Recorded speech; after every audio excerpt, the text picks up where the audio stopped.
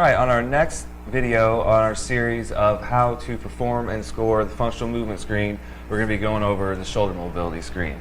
So we're going to start this screen by first taking a quick measurement of Jared's hand. So we'll start the measurement from the crease closest to the palm on the wrist, and we just put the tip of the stick right in that crease, and then we just bring his fingertip around, and we can see that his hand is 7.5.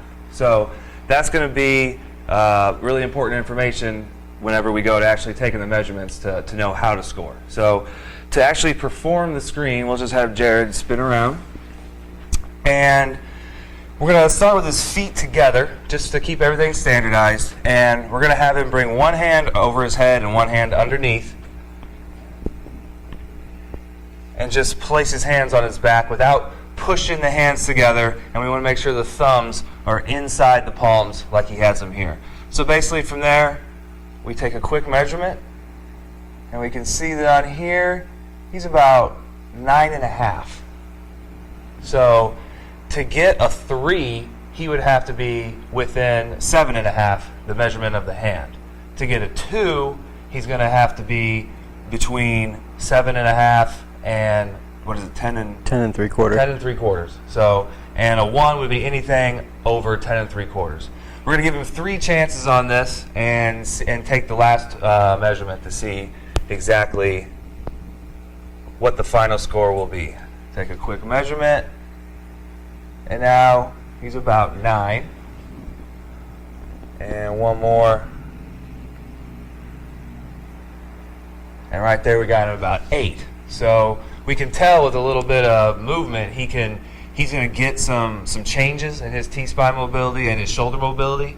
So we know with correctives we might be able to get him a lot closer. But at this point he's a 2, so he's good to go on most of our training. Let's go ahead and check the other side.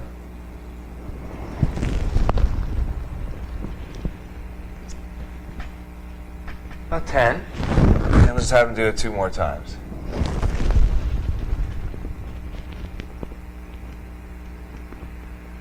About 9.5. And this goes to show you why it's so important to get 3 on the shoulder mobility.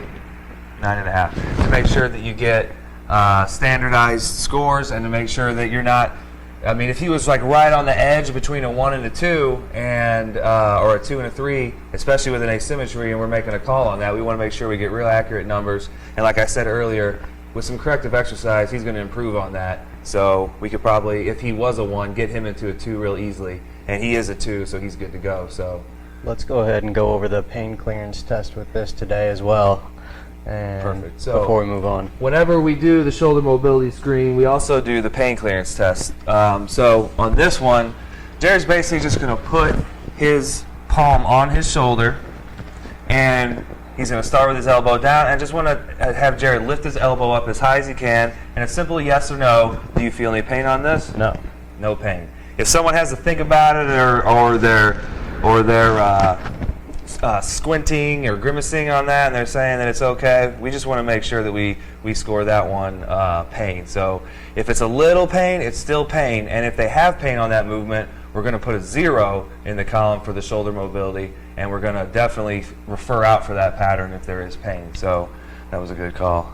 Check it on both sides, make sure there's no pain, and if so, refer out. If not, corrective exercise, and if it's 2s or above, we'll train that pattern.